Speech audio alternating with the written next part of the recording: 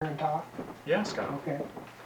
All right, so we're gathered here tonight to really give Jed and John kind of an introduction to the Art League, the Almost the Real Thing Baseball League. And just as a little background, you know when it was started? What year, Willie? Would have been early 2003, I think. 2004. Oh, so it's been going a long time. Yeah. But basically, these guys got together and tried to create a fantasy baseball league based on actual MLB baseball. And so what we're going to do tonight is give you an overview of kind of how the league works in relation to Major League Baseball. So there's really, on this sheet that I gave you, there's really three areas that we're going to cover tonight. There's in season, what we do during the actual baseball season when we play the games. The off season, which is actually going on right now. And then we're going to just touch on the spreadsheet as well. And I'm going to actually start with the spreadsheet. So Lanny Cook is the commissioner, and he's like the wizard behind all of this. So generally, if you have questions about anything, just email Lanny. You can ask anyone in the league. A lot of times I'll just put a question out to the general Google group. But there's a lot of intricacies to running this league, and we're not really going to get into a lot of those tonight, but it's really kind of an overview tonight. So as far as the spreadsheet, I just thought I'd go over this one. This happens to be my team, but if you guys can, you can either look at your team or look at mine. But if you start on the far left of the spreadsheet, actually before we get into the teams, if you go to the bottom on the sheet tabs on the bottom. And if you go all the way to the left, there's some different tabs there. So fines. Lanny will fine you for overusing players, and we'll get into what that means in a bit. You get fined for like stealing too much. If a guy only has 20 steals and you steal 40 times, you'll get fined for that. Anything else, Willie, you can think of that you get fined for? Playing in the wrong position. There's limitations for your players. If they haven't played 20 games at a position, you'll be fined if you're exceeding their usage there. Yeah, out of position. That's right. He's got that here. That's the next biggie, I Too many believe. stolen bases. Yeah. So anyway, there's a fine system. These are some proposals. Basically, sometimes there is a constitution, and if you guys don't have a copy of that, I could get it to you. But there is a constitution with all the rules. Here's a history of the salaries for each team. This is the CV calculation. And CV is what Lanny uses to give players like a value of how much money they should earn. Do you know what it actually stands for, Willie? Calculated value. It's right here at the top. So anyway, if you want to know how he figures the CVs, here's how he does it. The next one is credits, and this is kind of the money that's used in the league. We're going to get into this a little bit more. We'll get into this a little bit more in a minute. And then the next one is team makeup, so you can find out who owns the teams and what their email address is, and there's even phone numbers and salaries, and I don't know. Landy's kind of the wizard with all this, so he has all the kind of different stuff that he puts on. So this is a team spreadsheet, and this is basically all the information for your team that's like the gospel. So if you look at the top, like on mine it says 34 active, or the 33 in red is not necessarily the number you want to look at, but that's like my major league roster. So you have a 80-man limit on your team and a 40-man limit on your major league roster. And then if you scroll down, you got your minor league guys here at the bottom. So this lists all your guys. I'll just kind of go through the columns. There's a couple other things here. If you win a free agent in the free agent draft, he'll put those here under free agent. And if you drop a player that you still owe money to, well, you still have to pay them. So that goes into this salary owned section. So they're not on your team anymore, but you're still paying them because you have a contract with them. Like you can see, a couple of my guys retired, so I only have to pay them a quarter of what my salary was. Or if you trade someone away and agree to pay some of their contract, that was where they'd go. Yeah. So if you kind of look at the columns, he's got the Major League Baseball team they're actually on. This is sometimes accurate, sometimes isn't. The status, A is for active. I may have a DL guy. No, he doesn't have him as DL. So A is active, and then down here, M's for minors, R's for released. I don't know what average WVR is. Position eligibility, he never fills that in. It's up to you. This is their rough position. Throws and bats, year acquired, how you acquired them. So when you get into these years of service, it's years of minor league service and then years of major league service. And those are, well, They play into the contracts when you're either Yeah. extending players or free agency, Rule 5, those type of things. We'll cover that later on. you can demote players back to the minors without putting them through waivers. There's certain rules for that, so he keeps track of here if you demoted someone or got. I actually demoted Kyle Crockett, so is this, I think I've got last year's up. I got to get out of this. No, this is the right one. So like I demoted Kyle Crockett this year. Where is he? He's down here. So he's got a 1. You can demote him once without having to put him through waivers if they are within a certain category. So the veteran is if they've been in for 7 years as a major leaguer. And then we've got options. We're going to go into that pretty good tonight, how the option system works. And then these are, if you go down to the minor league schedule, there's Rule 5, which that draft is actually this week, so by Friday you have to tell Lanny if you're moving anyone up for Rule 5, but that's down in the minors here. It's it'll tell you if they're Rule 5 eligible. And Scott's going to go into the details of Rule 5 here in a bit. Injury and date, those columns, he never fills those in, but there is He does during season. does he? As he updates rosters, you get new rosters. He'll show you the current ones that are injured, Okay. but he doesn't constantly upgrade. You may see new roster 3 times during the full season. But again, there's DL, 15 DL, 60 DL. Again, it's kind of up to you to keep track of that. And then there's into the contracts.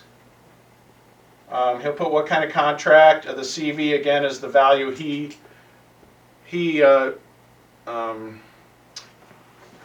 what's the word I'm looking for? Calculates? Calculates to determine. It really comes into play when you're offering them contracts, because the CV is what they should be, kind of what they should be making per year.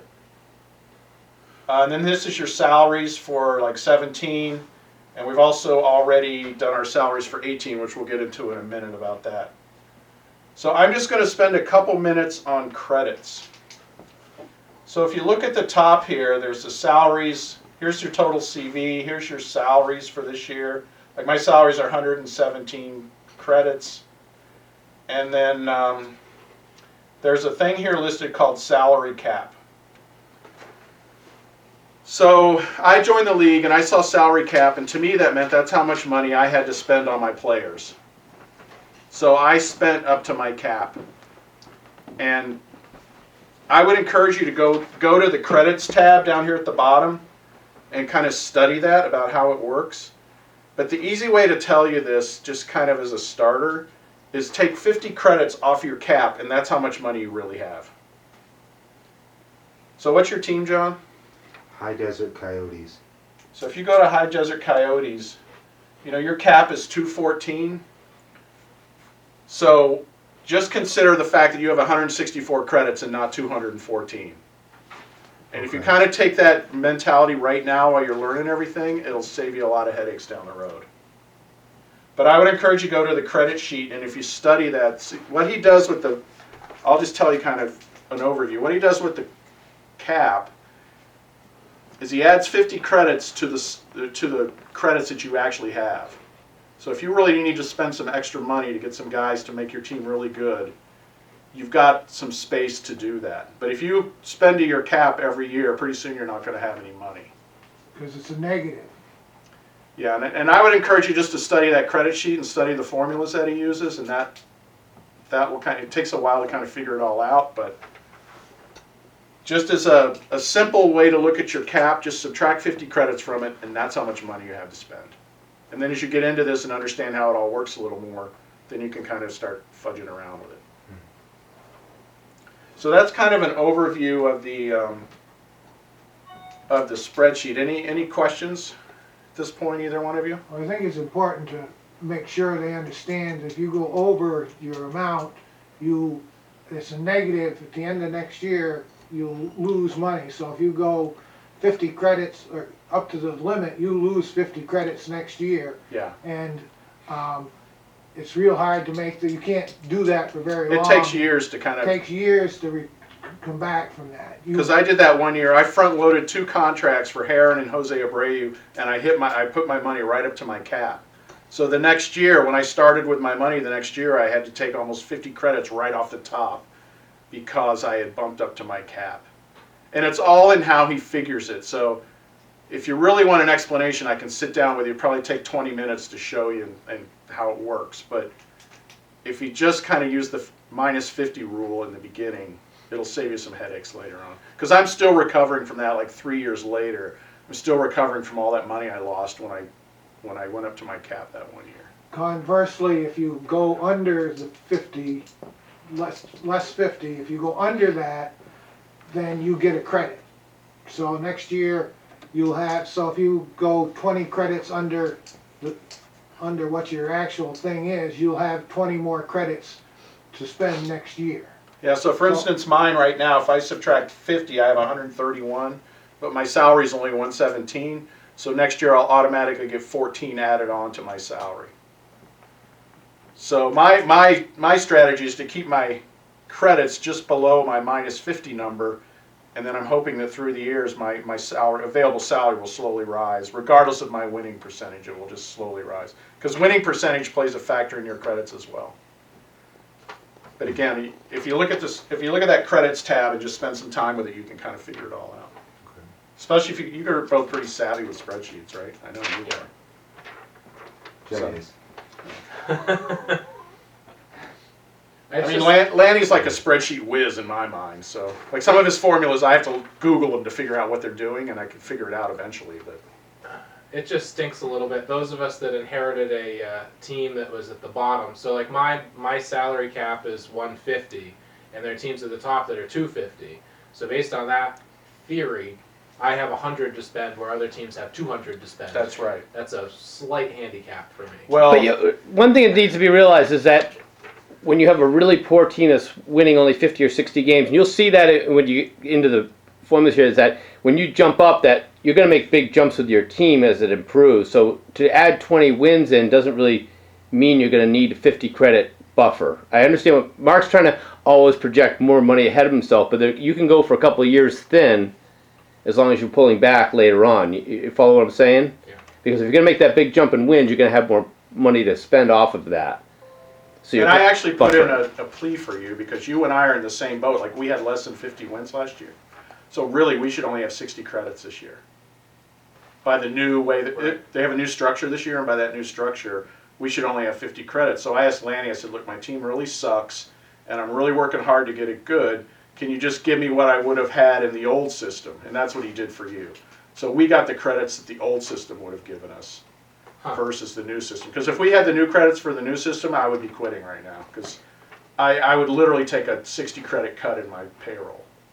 I'm having a hard time trying to make a roster that even fields someone at every position or has a 5-man rotation based on my current amount right now. So I see what you're...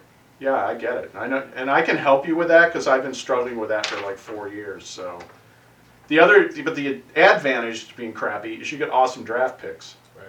So the thing about Art for me is this is a league that you can literally play for the rest of your life because it's not like a 1-year league.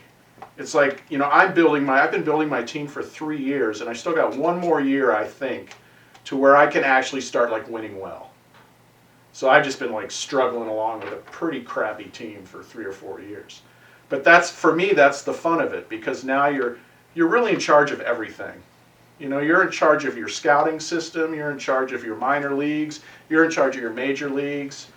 And it's, to me, the intricacies of this league are so compelling that's, I mean, I don't know shit about baseball, but the intricacies of this league to me are what make it fun. And I'm learning about baseball as I go. But I can definitely be a shoulder to cry on for But we're going to get into like fielding a team here too, and Willie's going to talk about that. I'm going to talk about that, about what it takes to really field a team in this league. So yeah, the credits are really, you can get in trouble with credits early easily if you, because Scott and I both went down that road and we're kind of paying for it now. So that's just my quick thing, is like, take 50 off your cap and use that as what you have available, and then as you move on. So, and I think the breaks for money now, just to show you this, so you get a base credit every year of, I think it's like 48 now. Yeah, so the base credit is 48. So if you went from 50 to 60 games, you get 20 credits. 60 to 70, you get another 40. But like you and I, our teams didn't even win 50 games last year. So all we got was the base 48 credits, and then I had some added on from last year, so I had like 60 credits. I was like, Lanny, there's no way I can do this. Right. But the reason they changed it was some teams were not spending money, tanking their teams, getting awesome draft picks, and then taking all this extra money they had and getting really good players. And they didn't think it was fair, so they changed how the credit system works. So are you totally confused yet, John? Oh, yeah. But that's okay, keep going. All right, so that's all I wanted to spend on the spreadsheet. Is that, any other questions on the spreadsheet at all? But there's a lot of information in here, especially on your team. We're going to hit some of these columns again as we go through them. So I thought what we'd do next is the in-season play, because you're not going to need to deal with this till the spring. But Willie's just going to talk about, so there is a game called APBA. It was a board game at one time, and then they turned it into a computer version of the board game, and that's what we use. So we actually play 162 games. Okay. So the APBA game is how you play your games. Oh, that was my big question in all this, and I couldn't really get that answer. So that's how you play the game? Right, so what we're going to do... So do we load our rosters into that game? Is that... Actually, the commissioner does that. Oh, awesome. So the commissioner sends out files, and then you play games, and you send files back to the commissioner, and then he sends files. So there's all these files that kind of go back and forth after each series of playing games. So the home team, so you obviously play another team. The home team is the one who actually plays the game. The away team has a, quote, I might be skipping ahead here, has like a manager to manage any roster moves, when you pull the pitcher, all those kind of things. But the actual game itself, you can make every single decision that would be made in a Major League Baseball game. When to intentionally walk somebody, when to try and hit and run, steal, all those kind of things. So whoever's home gets to actively manage and choose that stuff. If you're away, then it gets managed for you by a, quote, manager that you choose. So you could have somebody that's got a quick hook, or you could have somebody that wants everyone to complete the game. But you choose what the manager does for you. You can't play head-to-head where you're both deciding everything. And that's what will be good about, the five of us living close to each other, is we'll be able to play each other, when we actually come up on the season. So do you have a certain time frame to make those moves, or are you making them like real time? During the game, it's real time. Okay. During the game, it's button clicks. You can simulate a whole game in seconds, or it can take 20 minutes, half an hour to go through a game and make all those decisions. Okay. I'm really slow, and most of my games are 15 to 25 minutes. And I'm pretty slow at making the decision about whether to steal or whatever, because it takes. There's a lot of different things. You got the catcher is rated for a certain. Sure. So you got to check you got a good catcher, and how fast, whether you got a good person stealing or hit and run, and so it takes me a while because I have to think about each one of those things, and that's part of the fun. And playing with somebody, right, doing the other things is more fun. That's why I think the five of us will have a good time, because we can sit down and play our games together. And so what's it called? How do I get it? APBA. They have a website. Okay, let's just go to that website. We can show you what it looks like later too. You got it So on your here, phone? so I don't have it on my phone. No, it's I got a computer. So game, but John, I'm sure here's an example of the schedule. So there's a section called League Manager where there will be a schedule for the year. So this all is the in teams. the APBA software. Okay, So this happens to be Major League Baseball because they send out like about December, they send out all the information. So Art is always a year behind. We're always using the statistics from the last year. okay, So when we played our games last summer, we were using 2015 statistics of the players. okay. So in December, they send out all the information for the 16 season. So that's what this is. So there's no game scheduled because this is actually Major League Baseball. So there's a couple different areas of this game, but this advanced draft area, and Willie's going to get into the specifics here, but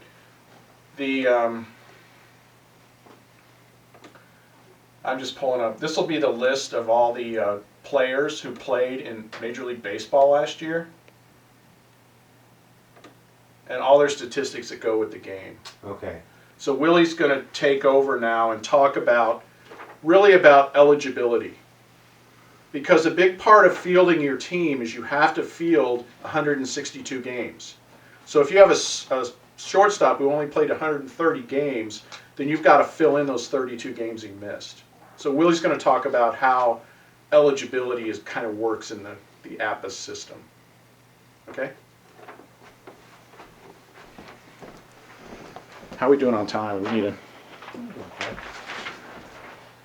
Yeah, so I'm just going to swap out the disc, okay? Okay. I'm gonna kind of go over where to find positions on this stuff, what some of the like PR means and SF, things like that, just to kind of give you ballpark. But a lot of it, let it flow over your head because it's stuff you can ask again later on. sure. All right, so I'm going to be covering positions, eligibility, where to find some of that information. I find the easiest way is to go into the draft program. I've called up my 25-man roster from last year. I talk much quicker than Mark, so he may tell me to slow down, which I totally understand. So essentially what you can do is click on your player. I'm going to click on Mr. Gomes, one of my worthy catchers. Here's what's going to pop up. Gives you an idea of what he's done in the regular season. I'm going to use an arrow. I don't know if it's going to show up on the screen or not. Art 16 is what he did in real life. Up here. So what he did in the regular season this past year was just below that. As you move down from the blue batting stats, you go to the defense, further down the positions he played. So for catcher, he played 91 games in the field. Obviously 162 games, you're going to need to bulk that up. I try and go with 115 to 120% overage because you may have injuries that play into that. If you have exactly 162 games, chances are you're going to end up with some play issues at times. So at least 15%, I'd rather go to 20% overage just to cover myself. I'm going to back out of here. I'm not going to get, well, should I go over the defensive ratings? What they... I would work more on just eligibility and... Okay. So position-wise, I'm going to pop off, back out. I'll get somebody in with a few positions. Devin Marrero. So his defense, he played much less, obviously. His defense, total defensive games were 20. You know what? I'm going to go to a different example because I'll have to re-explain something a minute later. Apologies. Let's go to, yeah, this is better. Ruben Tejada. All right. So Tejada had a total defensive games of 111 played in real life. You can see right up here. Second base, he played 13 games. Third base, he played 19 games and 81 games at shortstop that year. In my season, I used him at second base 49 times, 15 times at third, 29 at short. We have a 20-game eligibility for positions. So shortstop, he had 81 games in the majors. He could have played all season long there for me. No hindrance. Third base, he played 19 games. So I couldn't play him full time. I had to keep within that 19 or less. As you see, at second base, I played him there 49 times. So I was fined for that. I had money taken off my salary cap because I overplayed him at that position. So just things to keep in mind there. But again, that's where a good quick place to reference if you need to know if you have enough position eligibility. Now I'm going to pop back over. And just as a nuance on that, so say like an outfield, third base, he had 19 games. So what'll happen sometimes is your micromanager, when you're away, will play him there, and then you'll go over, and then you get fined. So like once he hits 19 games, you can tell the commissioner take his eligibility at third base away, and then your micromanager can't use him there. So that's just a little nuance on that under 20. So you can, like I have guys I'll play 5 games at shortstop, and then I'll tell Lanny to take their shortstop eligibility away, because technically they don't have any eligibility left, but your micromanager will play him. He doesn't know you get fined. That's just a little nuance on that. So Perfect. But isn't there some rule in there that if somebody has played more than 100 games at a position in a prior year, as long as they play 1 game at that position, you can then play them there? I don't believe that's. Is that you read that in the Constitution? Yes. that'd be good to know, because I wasn't aware of that. That would be good to know. think it'd be pretty rare for that to happen, though. Less than you'd think, because if players change position. So like I just bid on Pedro Alvarez, mostly because I'm an idiot, but I picked him up because he used to play third base, and while he played mostly DH for the Orioles this year, he also played like 12 games at third base. But because he used to play there full time, he had more than 100 games there. As long as he plays there once, then I can play him there. There's some rule in there, and maybe I'm just not clear. Oh, that's good to know. Something in there. I have the. We can look that up later, because I have the Constitution on my computer. That'd be good to know, actually. This is the hardest part of the game for me, is fielding my positions for 162 games. Because you literally got to have utility guys on your bench that can play. I have Alexi Amarista, who plays like every position on the field. He sucks at the plate, but he plays everywhere. So I can fill my spots in the field with Alexi, because they play him everywhere. He's like the perfect utility guy, except he doesn't hit with his shit. I've got Andrew Romine for the Tigers, the same thing. He doesn't hit very well, but he does run and plays any position, pretty much. So that's like something you need to look for especially on these teams you're inheriting. If you've got some utility guys on there, usually they're worth hanging on to, even if they're not that great of a batter. But again, that's, for me, the challenge. It's like a giant puzzle putting my team together every year and covering 162 games in 9 positions and pitching rotation and bullpen, and that. Once I got the credit thing out of the way, so to me, it's just like a giant puzzle every year how to make this work. Like I had guys running on fumes in the last 2 games this year, but they all made it. I'm going to pop back up to Devin Marrero. What he's going to show, and we'll go over these numbers more so later on, but I'm just going to point it out so you recognize it. This number under PR, 930. It's going to be a pretty valuable number for you. When a player receives a 930, generally speaking, their on-base plus slugging is below 600, which makes him a very marginal batter. He's allowed to play a full season for the most part.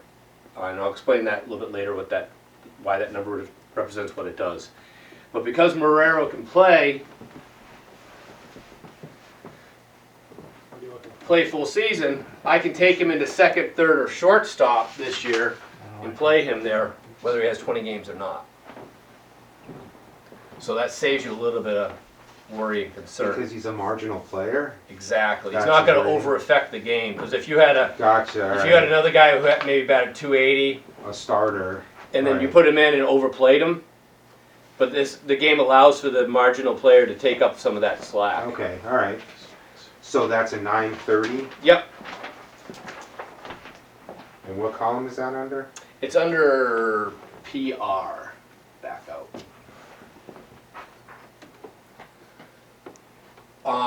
Escapes me what PR means exactly right now, but it's based on the amount of usage you can use them during a season. So 1,000 is a person who can play all the time. George Springer. has well, that's going to be a little tricky there. I would prefer to use someone like Jose Altuve, who plays pretty close to 162 games. He would receive 1,000. So he's allowed to appear in almost every game. So 930 is representative of someone who can play in, say, 93% of all the games. That's how I kind of reference the numbers in my head when I'm looking at it, turn the larger number into a percentage. So someone like Yan Gomes, I could have played him in 95% of the games Why not all the games? because he didn't have enough at-bats. Oh, It's based on their MLB. Whatever they did in MLB is what their stats are. gotcha. Yeah. Okay. So what I would suggest is I forget which is which, but PR, let's just say, is one of is a percentage of games they can play a Yeah. year, and the other is the percentage of games. So if one's like, say, one's 100, so they could play in all the games, but in the other one's 63, then they can only play in 63% of each game. George Springer's that example right here. Because you can play Springer most every game, but if I play him in more than 63% of a particular game, like 7 innings regularly, he's going to get injured. And he did last year. So those two numbers, again, I don't want to get into a lot of detail about them tonight, but those are two numbers for me that mean a lot in the usage of my players. Sure. And the thing about the game is if you go to help, Because There's it's a a- simulation, so if you're going outside last year's parameters, bad things can happen. He's Right. going to get hurt. so there is you're a not gonna whole, have him. and Willie's going to talk about it, there's a It's whole getting injury, correct. there is a whole injury aspect too of the game where guys can get injured and they, literally you'll be playing and it's like injured for 25 days. And all So of a is there sudden, random injuries in the game too? Just like Some Yeah. random, and there's some periods in that where you need to pay attention to your roster at certain periods of the season because they're more likely to happen. They're like corrective times for the game. It's not lock stock, but I mean you're going to run into something where a left fielder and a second base, a left fielder and a shortstop run into each other in the outfield and they're both out, and that's just one of those stupid things that happens. I had that in the playoffs on the team that I was playing, or just before the playoffs, and it's the end, and these players had played pretty much to their end, and 2 outfielders ran into each other, and basically he didn't have enough innings for other people to come in, so it basically helped me get into the playoffs because 2 people get injured right at in the last series of the game, interesting. season. Okay. So I just want to point out with Springer because I overplayed him in the games. I needed him out in the field. I didn't have a lot of outfield depth. He ended up 86 games, so he was injured for almost half my season. 24 games at a time, 15 games at a time, 12 because I overplayed him. And then I ended up losing on the at-bats. I lost almost 100 at-bats with him. We should be able to extend these guys over 10% over their usage from the season, from the real traditional Right. season. So I should have gotten 420 at-bats out of him this year, but I screwed up. You're gonna do pitchers? Yes. Pop out. When you're looking at this, grades is the first thing I draw attention to. Grades run from 1 being poor to 30 being the best. I don't think I've seen a 30. We've seen a 27. Zach Britton this year is a 27. Pitchers now. Yes, I'm sorry, we're on pitchers now. So the grade for the pitchers runs from 1 to 20. Asterisks next to the number mean relievers. So Melanson, Herrera, we all know they're relievers. Morales, Affeldt. Is any of this information on my roster, or is that just on the game? On the game, but a lot of the stuff you can go into help up here. And they have both an index and a glossary that I reference quite a bit. Because I have low retention from too much good times in young life. So you'll find that very useful. Okay. It's easier to find it in the game than it is where you're looking. so what you can do right So now I is, need to get the game and then look at some of these statistics of my team. My other computer's got that all, and I'm sure you got the game on here that they can show. yeah, and the thing is right now is you can't actually look at your team, but you can look up, there's a list of all the major league players from last year, because Lanny hasn't gotten them organized into teams yet. Oh. But you can go through that list and find your players and find out how much they played, Okay. their rankings. Um,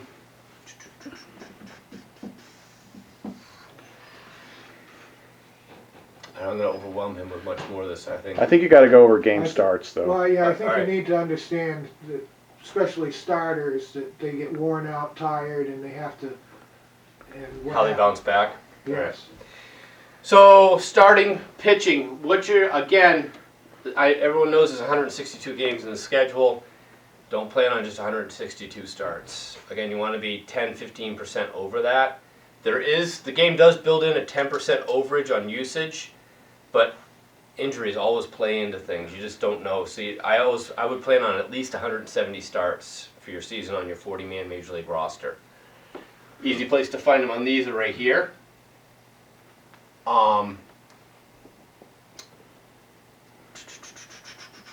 was I going to say?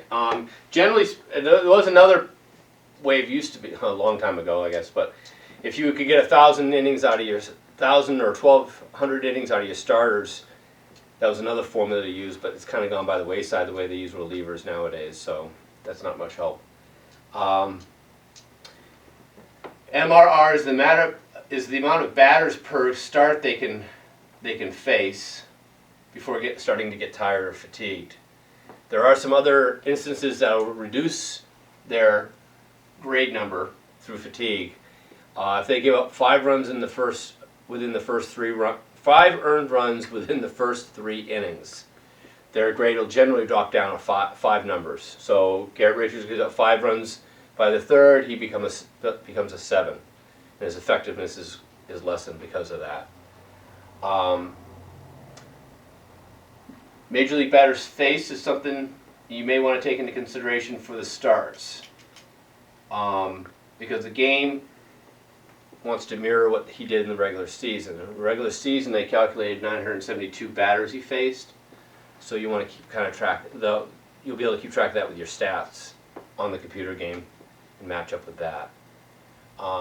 Yeah, what I do there is I take the maximum batters faced, divide it by 30, and that's how I get game starts.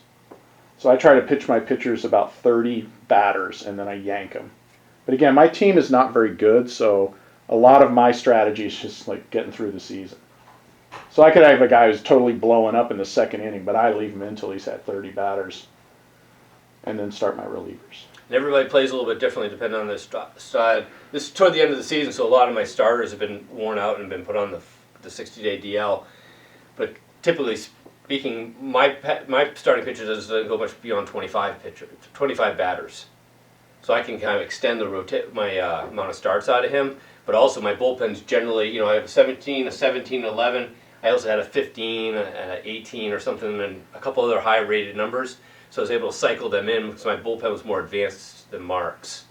So you don't necessarily have to force your starters to always go 6 innings. You gotta, again, you're putting your style and what you have for a roster into motion. I think you need to mention, he mentioned if they give up 5 runs in 3 innings, your rating goes down. Conversely, if they go, 5 innings without scoring a run or something, depends on their initial rating, but if you got a poor rating, if you go, I don't know how many innings, 4 innings, 5 innings, then their ratings actually go up. So a pitcher that's pitching well, his rating will continue to go up through the game, and you may want to leave him in longer because his rating goes up the longer he goes without somebody, I don't know whether it's scoring or one. Yep, as long as he doesn't allow an earned run, your pitcher will improve on his grade, but at different increments. If you're a 1 to a 5 for a rating, if your pitcher goes 5 innings without giving an earned run up, an unearned run up, he will increase his number by 5. So Dylan G goes 5 innings, gives up no runs, or two unearned runs, his number would jump up to a 7. So And- okay, And then in the 6th inning, if he doesn't give up a run, it goes up another 5. In okay. the 7th inning, he doesn't give up a run, it goes up another 5 until it reaches a ceiling of 20. So this is all simulated based on the batters he's facing Correct. and what their averages are. Correct. Okay. But the main thing I want you two to kind of grasp tonight is that you know, you have to cover 162 games. Sure. Like if you look at his starting pitchers on that list, he's got like one started 32 games. Okay, that's a full season. But then he's got a guy who started 7. He Right. got 2 guys that started 1. Well, he can't do a whole season with those pitchers that are up there. He's got to start doing something else. So, you know, not every one of your starting pitchers is going to go the full season. Right. And same with batters. You know, they're not going to go the full season. So there's a whole, like I said, kind of a puzzle that once the season starts, you've got to have it all figured out how you're going to. Otherwise, if you basically say run out of shortstop and you just don't have anyone, you can always pick up a guy who's not on a team, but generally they're not going to be very good. Because there's a lot of major league players who are not on teams. Right. You know, there's just a master list, and you can always pick up someone off of that list if you have to at the end. And some guys do with their pitching, like all of a sudden there'll be 2 weeks of the season left, and they won't have any starting pitchers left. And they'll have to go out and just grab these guys out of. So this program's going to continually be updating, showing me how much. Yes. Okay, how many After every- innings after I have every left series. with this guy or whatever. Yep. Okay. Yeah, after every series, the commissioner sends back like a master file of all the box scores, and that will be updated with your guys every single time. Okay. Just to jump back a little bit, just to be very clear that if a pitcher's starting rating is from a 6 to, I believe, a 10, then his number will only increase by 5 if he gives up no earned runs within 6 innings, with the first 6 innings. And if the pitcher's from 11 to 15, I believe, it would go the 7th inning. He'd have to go 7 innings without giving up an earned run. So not every pitcher, like you have Felix Hernandez on your team, you know, he's not going to jump up to a 19 after 5 innings. Right. Or, you know, he'd have to pitch probably 8 innings, I believe, or to get his number to bump up to a 19. Right. And if you look at that player list at the bottom, that's all the major league players. And if you look at the far right, it'll tell you if they're on a team or not. Okay. So if they don't have anything under team, then they're not on a team. But you can't, like right now, I don't think you can just go out and grab guys right now. No. You'd have to do it during the draft, right? All right, so any questions on that? Again, the game isn't really going to be a factor until the spring, but I think you just need to understand like how much time they can play, because you have to Right. get a team together. We can have scrimmages and all that beforehand. Yeah, they have a tutorial. Scrimmages. When you get the game, there's actually a tutorial that runs in there, and it'll like run you through a game Okay. and just kind of, it's pretty good Or actually. you can Alright. sit down and with Jed or me Yeah. and play a game just to get a feel for it. Sure. We could play a game tonight if you want. Yeah. Yeah. And the other thing too on pitchers is basically they take days to regenerate. So that's the number there next to the maximum batters faced. So every day they're idle, they regenerate their maximum batters for a game by that number. Because generally after a start, they'll drop down to a 1. Felix will drop down to a 1. So then it'll take him essentially 2 days, well, really 3 days rest to get back up to a 14. And there's like words that go with it, like tired and worn out, and Right.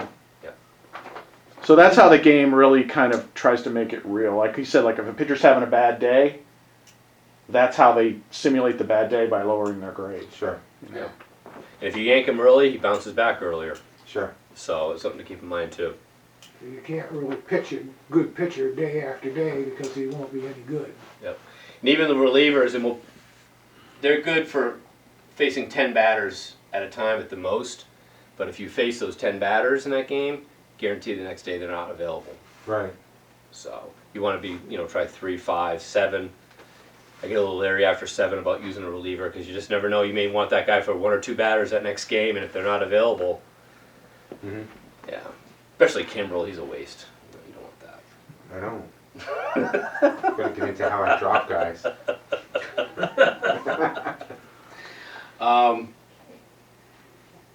Where am I? What did I forget? So the other thing we were going to talk about was the mid-season extensions, but maybe Yes. maybe we should just talk about with the free agent draft, because you're going to kind of talk about contracts then.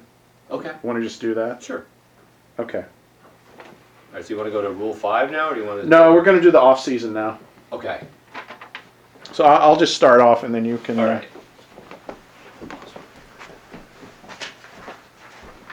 So we're going to go into the off season, kind of what happens during the off season. we're in the thick of that right now.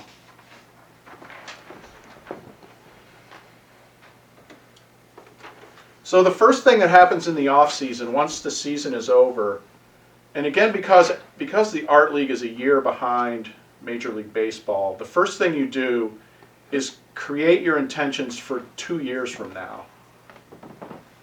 So let me explain what that means. So when the season ended in, we usually roughly September, October, we're kind of about the same as MLB. So when the season ended, okay, so season 2016 is over. But Major League Baseball has finished 2016. So we already know how our players in 2017 are going to do, because Major League Baseball's already played 2016. Mm-hmm. So what we're doing is we're creating our intentions for 2018 because we don't know how our players are going to perform yet. So this is when you drop guys, you give them contract extensions. Anything else? Anything else that happens then? It's mostly about contracts. Contract extensions. You're also trying. It's your last chance to either get compensation for your top free agents. Oh, that's right. Essentially, it's the it was 17 million in the major leagues this year. Qualifying Qualifying offers. You want to get your qualifying offers to your free agents, so that way, if they do go free agent, you can get your first round supplemental pick for it in the June draft. Okay. Yeah. So that's already happened. We've already done that this year. But that's the first thing that happens when the season's over. We're basically doing our intentions for our team 2 years out. Okay. And it's 2 years out because we don't know what their performance is going to be then. So that's already happened. So again, you're not going to be dealing with that till next fall. Yep. But So do you actually have other teams? So you have free agents. So are other teams in the league making offers to those? right, so that's the That- next thing that that's happens is the Oh, free okay. agent You draft. declare your own players, and then those you don't sign become free agents. And so you declare what happens with your own players, and then we get into the next step, which I'm sure. Right. Mark's So gonna Okay. So I just want that contract sheet that I gave you guys. So that, again, you're not going to really be dealing with this until maybe mid-season next year. But this is how the contracts work. And again, I don't really want to go into this tonight, but that's the sheet on how you pay people. So there's a certain amount of years, I think it's through 4 years, where it's just a base salary, very low credits. Like I got Noah Syndergaard right now for 0.3 credits or something. And I'm going to have him that way until he becomes essentially, Arbitration eligible. and then you have to start giving him contracts. But you can do contracts before that, so it's based on the CV. So if you have a guy that doesn't have a great CV, but he's headed for a high one, you can lock him in at a low contract early. But again, I don't want to get into this. But there's also another chance to do contracts mid-season. And that's on the in-season thing here, is the mid-season extensions. And I haven't done that, but I need to start doing that because you get a little better deal on them mid-season as opposed to until you wait till the end of the season. So we've already done. So the contract sheet is what you use when you do the intentions. And then after that, if someone, like I let Ellsbury go this year for 2018. I'll still use him next summer, but in 2018 I let him go. And he didn't accept the qualifying offer, so he was compensation eligible, but nobody bid on him in the compensation rounds, which I really didn't expect him to anyway. I was hoping, but didn't happen. Only takes one person. So anyway, he did end up getting picked. There's 3 rounds of the free agent draft, and he did end up getting picked up in the 3rd round, but I didn't get anything for it. But I got Cargo and Melanson signed off with other people. Do you have to give anything? No, I got 2 first round supplementals for them because they signed as free agents. People took your guy. Yep. Oh, you were hoping that would happen. Yep. So again, it's just like Major League Baseball. So did you guys get that email from Willie today with that handbook, the transaction handbook? No, you know what? I don't know if I forwarded it to him. Because I'll that do it thing, again. I was looking at it. It is really good. Yeah. It's somebody. I think it's. Was it the Padres? It was a Rockies. It was a person Rockies. who does the blogging for the Rockies. Went through and defined all the different roster moves you can make, defined what options are, defines everything in very easy, simple wording, so you're not blown. It's not legalese talk. It's like regular conversation. So I'll forward that to you guys because it really does help be able to look at that and say, okay, this is how many options or why options work the way they do and stuff. I'm sorry, you were supposed to talk about free agency. Is there anything else you want to say? I think what you touched about making sure you don't spend all your credits was a good thing to bring out with the free Yeah, I agency. got nailed with that hard.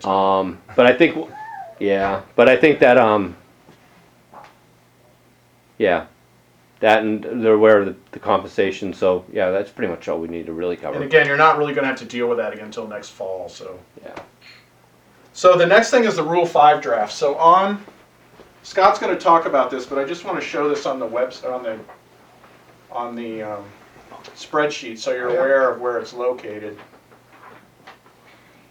So I actually highlighted, these are the guys I moved up this week, the ones that are yellow, but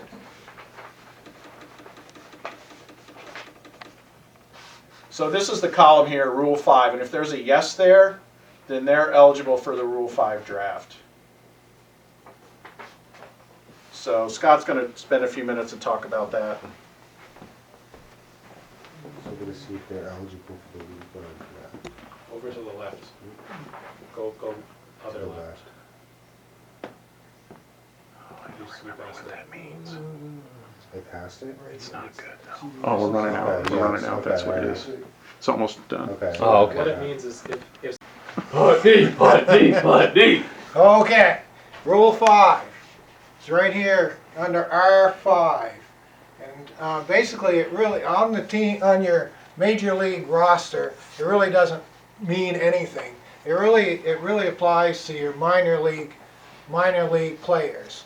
So any player that has more than 5 years of actual time, not in the APA game. If somebody hasn't been drafted, he still gets. If he hasn't been drafted in APA, but has been drafted in the major leagues, his time starts when he was actually drafted in the major leagues. If you picked him up 3 years later, he still has 3 years of minor year league experience.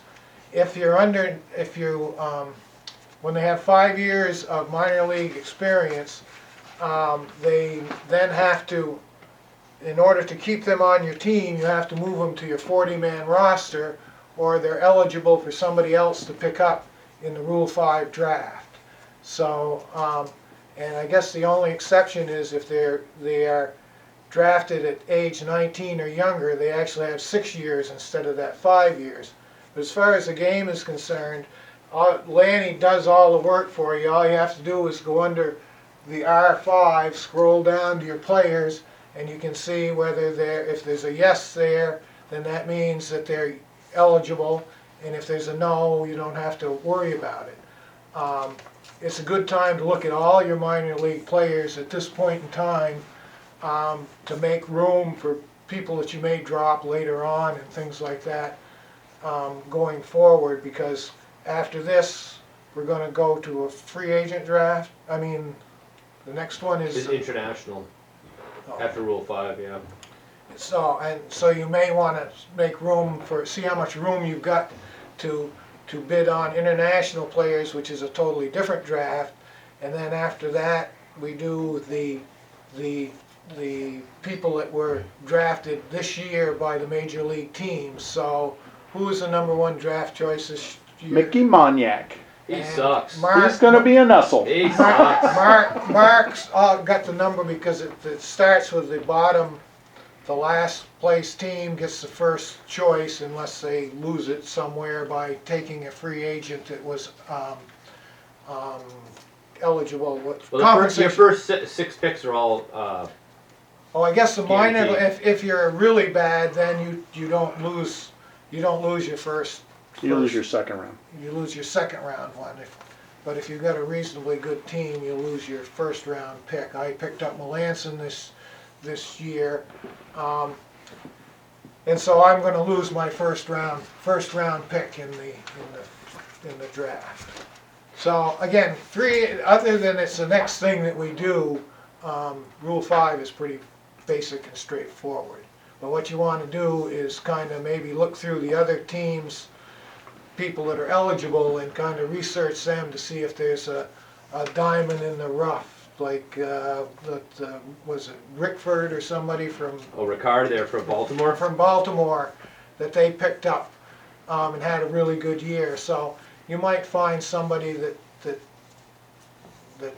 it might be good, and depending on what your needs are, if there maybe you're short of catchers, you might be able to stock up your minor league roster with some potential catchers. If you've got a particular position that really needs some work, it might be a way to get somebody who's had a little bit of experience and a possibility, maybe played in AAA or even AA, that you might want to bid on.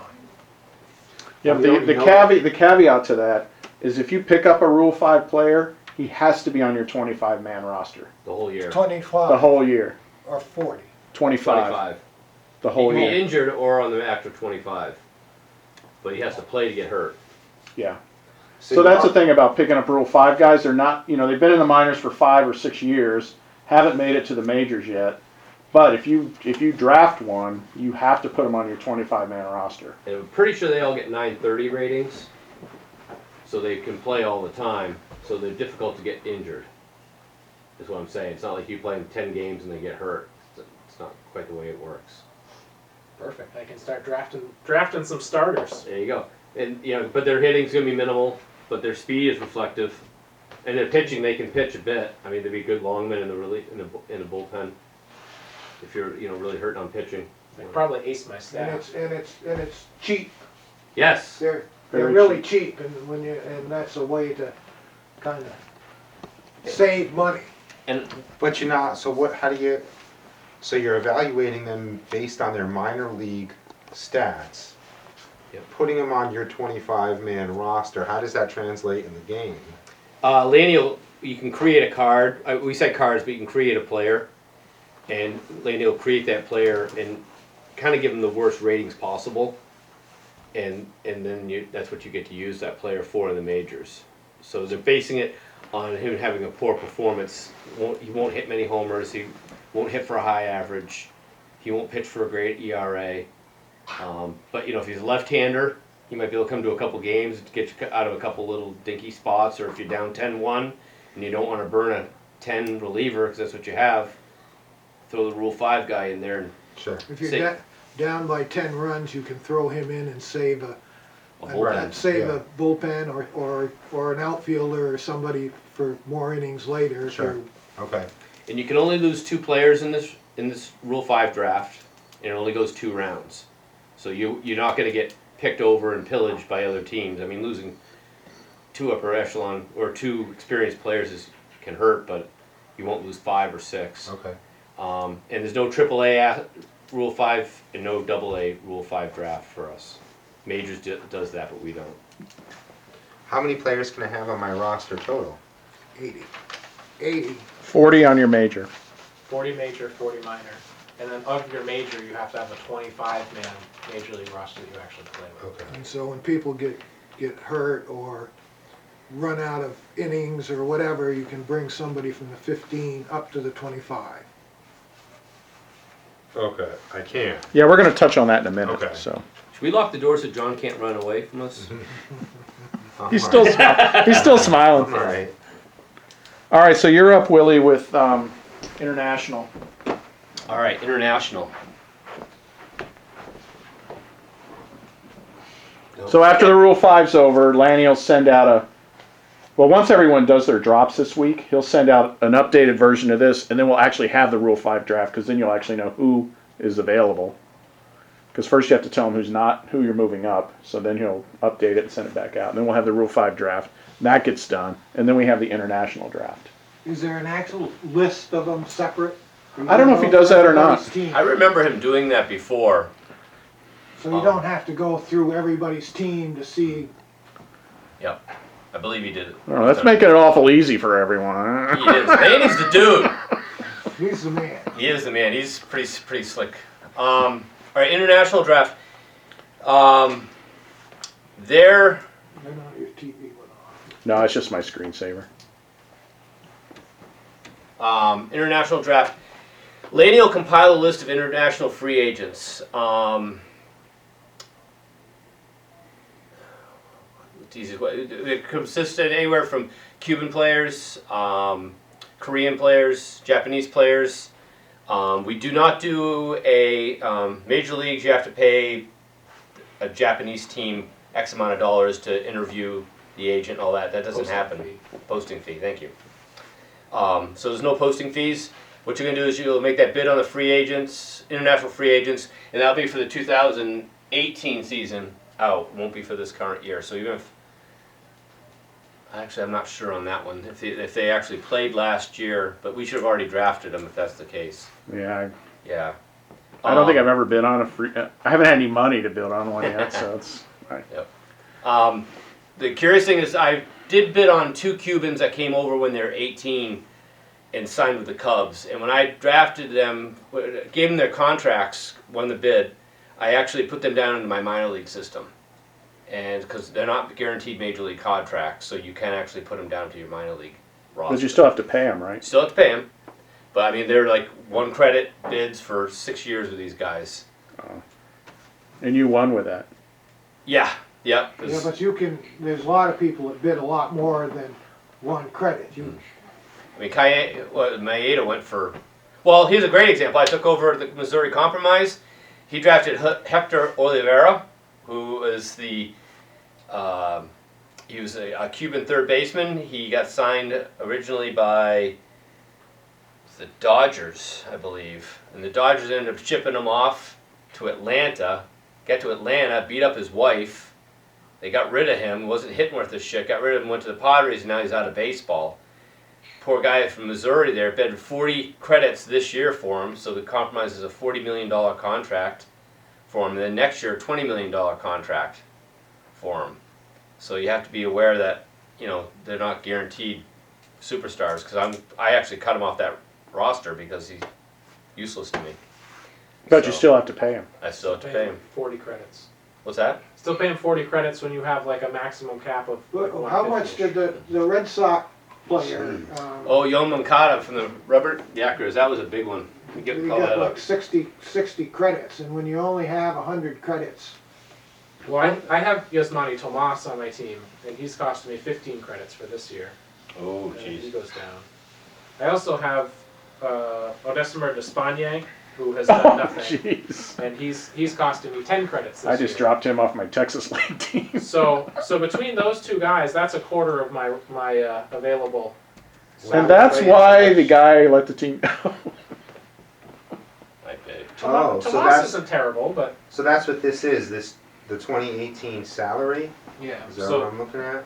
So this is what you're paying guys this coming summer. 2017 salary. This is what you'll be okay. paying guys the year after that. So 13. Okay. Who's this 13? Hernandez and Kimbrel. No, you're off a line. Am I? Who's this? The other two Foston. Hernandez. Oh yeah, Kimbrel. You're right. And Craig Kimbrel. And so those are my 2 expensive guys? Yep. Oh, Cole Hamels, 14. So I'm stuck with these guys then. Unless you can trade them. Hmm. I could use a lefty. I was going to say, I need a pitcher. What do you want for Hamels? I think I can afford 14 credits. You gotta take Pablo Sandoval too, though. How much is he? 9.4. What positions he play?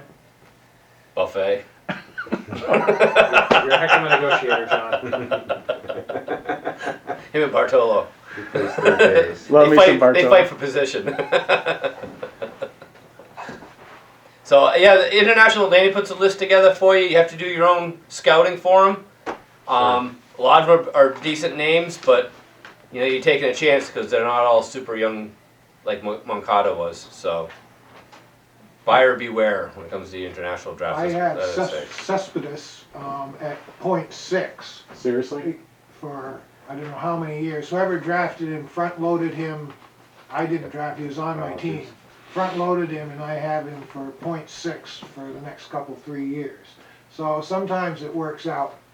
Do I get to play David Ortiz because he's on my roster even though he's Yes. retired? You get to Because plan I for get- 2017 because it's based on 2016 stats. You will Right. not be able to use them after that. But I won't be able to nobody's use gonna him. want him next year. Right. But, I'll be able to play but if you're not this year. contending it, you can move them at the trade deadline. for young players or whatever you want too. So Somebody might want his stats to get over the hump or Sure, whatever. yeah. Trade maybe a young player or something to. And you pay him what I'm paying him, right? Is and you that may want how to trade it him works? before you get I announced think in the is that NL. that's retroactive. You may want to move him sooner than later. But do you have to pay a percentage if, How do what I do happens that? if he Do I trades need in the game half to do the that? season? Do you have to pay the How do- full You just freight? email people.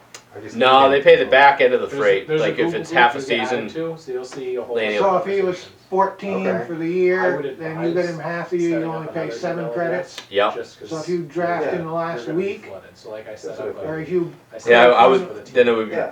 prorated that way. I'm not sure if Laney would take the time to prorate that though, but the last week that would be just for you wouldn't be able to. If you got him in September, you wouldn't be able to use him in the playoffs because it's after the trade deadline. okay, but whatever. Yeah. But you don't have to pay the full, if I traded for him, I wouldn't have to pay the full thing, you'd have to pay part of that. If it's in season, yeah. If it's in season. Now we're gonna move on to the Rule 4 draft. Yes. That's you again. Oh, okay. Rule 4 draft, or I call it the entry draft. Basically, you're taking a look at all the players that were drafted last June as amateurs. So you got your college players, your prep players, your high school players. You also have available to you any player that's not on a roster currently, but has played in the majors. So again, we go back. If you're going back to that list that Mark was showing us, someone like David Ardsma could be available. I don't know if you'd want David Ardsma, it's just an example, but you could draft him within that entry draft. Looks like I'm creating a question for you, Joe. No, go ahead. Okay, so if you're looking for a third baseman and you want to see who's available, if you go to list, new, and if you want to see what third basemen are available, we'll go by their defensive grade and who's unaffiliated. Also, now you created a list here of all third basemen that with the exception of the ones that are in the farm system of somebody, are available. So Reed Brignac, things like that. So if you wanted to find yourself a third baseman like, well, Brignac would be a great example. If you need a third baseman at bat, is a 930 guy right there for you. Sucked at batting, I'm sure, but he's a 4 defensive. Defensive rating at third base goes from 3 to 5, 5 being the best, 3 the worst. I don't think I've seen any 2s. So he's an above average third baseman, but of course he batted a lofty 077 with a 250 on base. So, but he could play every game for you at third if you wanted him to. And how much do I pay for these guys? 0.3. Get back to That's the minimum? That, Yeah, the that's the contract sheet. the only Okay. yeah the only Oh, exam, okay. only other thing, you know what, I have to stand corrected because Okay. if he's a veteran, 7 years plus, then he's entitled to a larger contract, which should be on that sheet that Mark has. So it goes Probably. up 0.6, depends on his year. Depends on how many years, Goes okay. up to 4 years, 5 years. So that's service time, prior years played. Okay. 10 years service. And that's gonna be on the spreadsheet, that's years of service. I'll give you a little newbie hint. I'm going to click on relievers, unaffiliated, Apple order. Generally speaking, if you want to find a unturned stone sometimes, that's where you'll find them. You'll find a reliever that's popped up from AAA that nobody's had or AA on a call. Gets a bunch of innings in with a high grade. And you'll find some 17s, 15s, some high grade relievers. So if you're wanting to build your bullpen still, and you have room, you can go through that list that way. And there's always a couple that pop up. Even if you pull a 10 out and you're paying them $300,000 a year, that's a bargain. So it's a good habit to get into once Laney sends off the rosters, which he will as soon as we get through the international draft. He'll send out the roster update, and then he should have a disc out for us. So I'm glad to help you along with that too. But because you're gonna run into a lot of people that are taken, but there's a bunch of 11s there. This is all last year's stuff, but Right. so just something to keep in mind. Okay. And the book. Oh, you're gonna want to get one of these. Okay. Baseball America prospect. Oh, hold on. Let me get that. So we're all waiting for ours Can you? to get. Yeah, that's fine. The TV's. Can you just move away from the TV? This is. There you go. It'll show up better. This has. So that was all the 2015 This is stats. their teams. And why do we want to get that, Willie? Well, what you're gonna do is get the top 30 prospects from every organization in Major League Baseball, according to Baseball America, which is the leading source in scouting, along with a couple others we're not going to mention because not everybody here uses the same stuff. Everybody definitely grabs this. This is the athletic. You also get list of the top 20 prospects in each league that was played from low A ball all the way up through Triple A. And these lists are compiled by the coaches and managers of opposing teams. So those lists of top 20 prospects that Baseball America puts out are pretty interesting compared to what you see at the 30 players that the scouts go over. There's also lots of little other information in there, but we'll make John read for that. And young Mr. Jed too. Okay. Is this yours? Yeah. Okay. All right. Just didn't want to get somebody. But plus with the internet now, I mean, it's just endless where you can search. But that's basically my scouting system. That book. Sure. Like when we have scouting meetings at I have my the own service. in the home office. Yep. Everybody brings their copy. So, but yeah, this is a great guide. It'll save you a whole lot of running around looking for stuff. It's all right there. You even have the top 100 picks in the draft in this book. So right off the cuff, you already know what players rank overall in that amateur draft. Which, if you're a building team, you want to focus more on that and less on this stuff. So. But sometimes in that draft, you do need. I never have, but guys will draft like players because they need to fill a slot to make their team work. Sure. So like, you know, we get down, and that draft can go on that draft's all done email, and it can go on 14, 15, 16 rounds sometimes. Yeah, it goes over a month. Over a month of time it takes for us to do that draft on emails. And usually someone sets up like a master spreadsheet so you can kind of follow along. Although the guy who's been doing that's not a manager anymore, but We should be able to do it though. hopefully somebody else can do it. Using like OneDrive or something. I don't know what he was using. Who did it? Bondo. Slivka. Oh, Slivka was it? Oh. Yeah, so, yeah, that's the biggest draft by far. That's the one draft you want to completely be as prepared for as you can. Because that's your whole future. That's why it takes so long. I lost my first draft, so I'm not going to even have a pick until the 40th or something. I think I have 17. There's 22 player teams, and I think I've got 17th pick, and then I lost my first one, so 20. So I got like 45th pick. It's my first pick.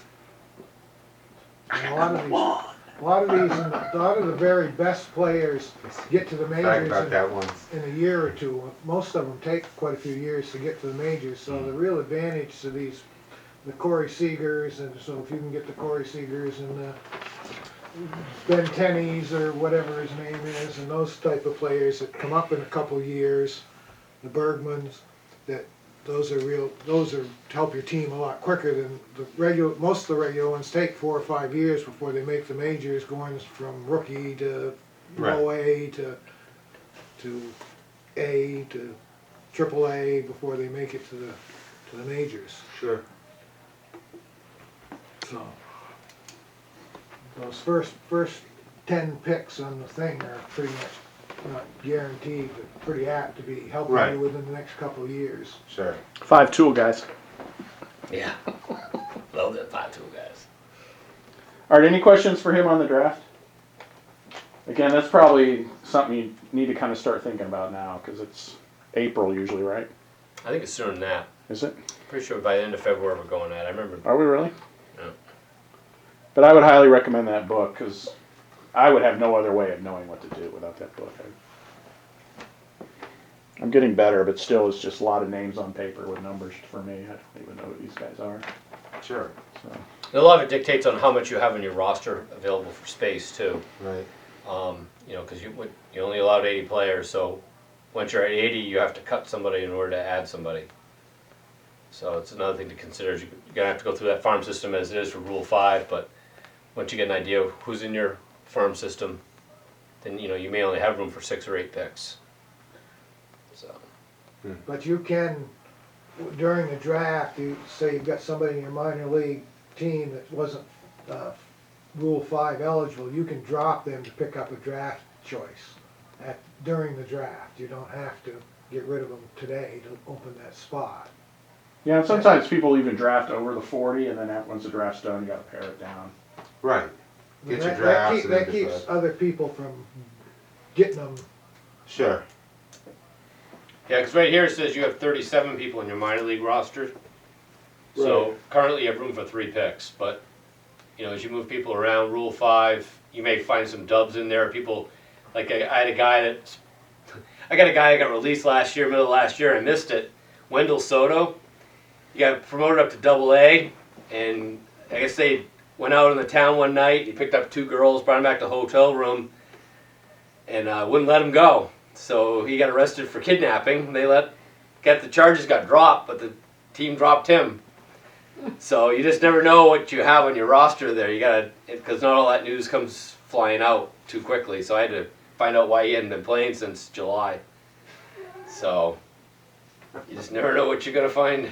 And then can you drop guys during the season? I mean, as on the fly, you can get rid of some of these guys and potentially try to get another guy, or As long as you know you're paying for them. You can't get minor league guys during the season.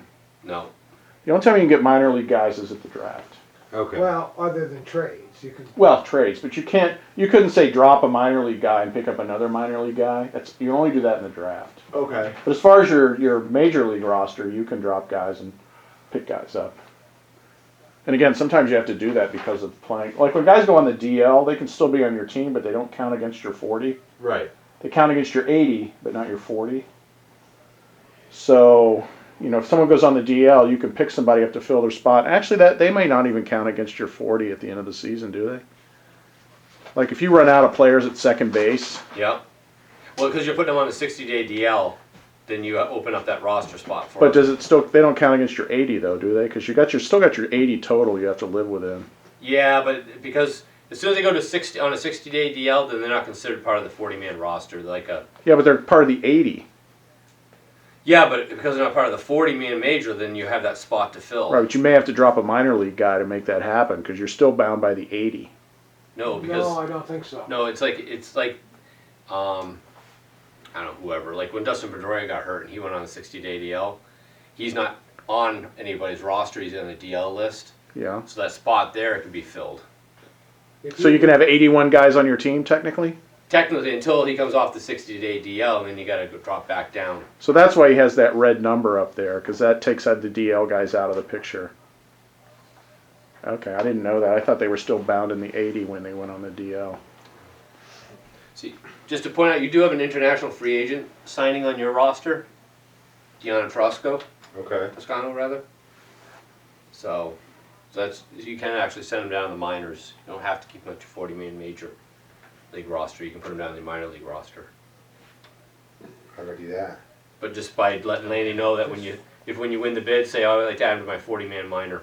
He actually is on your 40-man minor. Yeah. he Yeah, is- Brian must have got him last year for you. Going away present. So that he is already in his minors. Yep. He is. All right, so we got one more thing to talk about. And this kind of goes along with getting your team ready to play the 162. So if we go back up to the top here, just going to talk about options for a few minutes. So there's a column here called option years. So basically the way option years are is the 40-man team goes to spring training. And at the end of the spring training, the MLB teams have to get to a 25-man roster. So the other 15 guys are optioned. That's what an optional assignment is called. You can only do that 3 times with a player. can only option him 3 times. And once so when you option him, he's optioned for the whole year. So you can move him from the 40 to the 25 as many times as you want that year, because the option is for the entire year. Okay. But once he hits 3 options, he has to be on your 25-man roster, or he's got to go through waivers to move him down. Now, are you talking about Major League Baseball? Or are you talking about Both. this league? Talking about both. We basically run it just like Major League Baseball does. So that's another thing when you're considering, like for instance this year I had Michael Saunders on my team, outfielder. But I had a kind of a plethora of outfielders and I didn't want to start him. And I didn't want him on my bench either, but I couldn't put him in OA, well I could put him in OA, but he had no options, so we'd have to go through waivers. So I ended up trading him. So I got him off my team, I couldn't deal with his option, and I got a shortstop, which I desperately needed. But you have to consider that when you're formulating your 25-man roster, the guys who have no options left, if you move them down, you potentially are going to lose them because they have to go through waivers before you can move them down. So that's when it says option years. So if it's a 3, he's had all 3 of his option years. He's had all 3. That's Okay. right. So they count up. So if it's a 1, he's had 1 option year. Now the other caveat to this, if they're a veteran, you can't option them either. And we were talking about the years before, and I think we probably need to clarify with Lanny what that is. I thought it was 6. Willie thought it was 5. But if they hit a veteran status, you can't option them anymore either, without putting them through waivers. I believe it's 6. Because it's in that, whatever. The that Word Constitution. document, Yeah. Makes sense because on your roster they got veteran next to some 6-year contracts. Or 6-year. So you just need to kind of understand how options work because it can hinder how you set up your 25-man roster. So if you've got a 3, that means they can't be optioned, or that was their first option. They're done. They've had 3 options. They can't be optioned now without being put out to waivers. You can always option them, but they have to be put to waivers. Now, is this, when you do it, this has nothing to do with what they actually do in the major league? That's Right. correct. So another thing to keep in mind, not to put a monkey in the wrench here, but Lanny traditionally has done spring training injuries. And I first thought it was that he followed actually along with the year prior as to who got injured in spring training. But I guess it's more of a random based on length of injury. Players with long injuries for the season tend to get injured in spring training on this game. So someone like, Clay Buchholz is one that came up for me one year because he had a year where he was hurt for a good chunk of the year. So in spring training, Laney was doing the injuries and Buchholz got hurt for 30 days or something like that. So I was able to put him on a DL list because I wasn't going to be able to put him on, I couldn't put him down in the OA because he was a veteran at that point. So that does play into it a bit when he does those injuries, is it gives you a little bit of wiggle room. So even if you do have quite a few veterans and you might be a little nervous about that, it has always worked out for me that 1 or 2 guys seems to get hurt. So just a little wiggle room thing. So that's, So when you're figuring out your teams, you got to take into account options, and you also have to take into account their usage. How many games you can use them for. So those are kind of the 2 biggies when you're kind of setting up your 25-man and your 40-man. So if I go to option a veteran, who then gets put out to waivers, meaning any team could then select him. Mm-hmm. Say somebody selects him, who pays his salary? Person selecting them. For the entire year? I would think it would be dependent on Prorated? it would depend on when, like if you did it at the beginning of the season, yeah, you would pay the whole year. Yeah, I would assume they just take his contract, whatever his contract is, they get it. And if nobody selected him, I would still pay him his contract. Yeah, you're just going to put him down on your OA, your optional assignment, which is basically the 15 guys who aren't on the 25-man.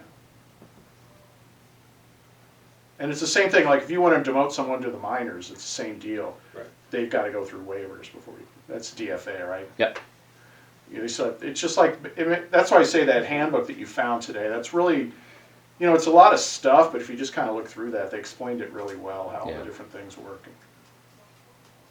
It's taken me a long time to learn all that, because Yeah, Laney had actually pointed it out to me, so I'll send it to you too if you want it. Can't hurt. Great. I would just throw it out to the league if you. Yeah.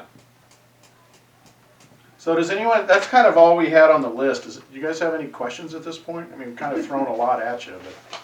I mean, the main thing right now is the off-season stuff. That's what you really need to focus on. And at the same time, be mindful of your 40-man and your 25-man for next summer. It might be interesting, I don't know how much time he's got to just do a game. Can you do it on TV or just? Yeah. Can You want to just shut that off? And I Sure. think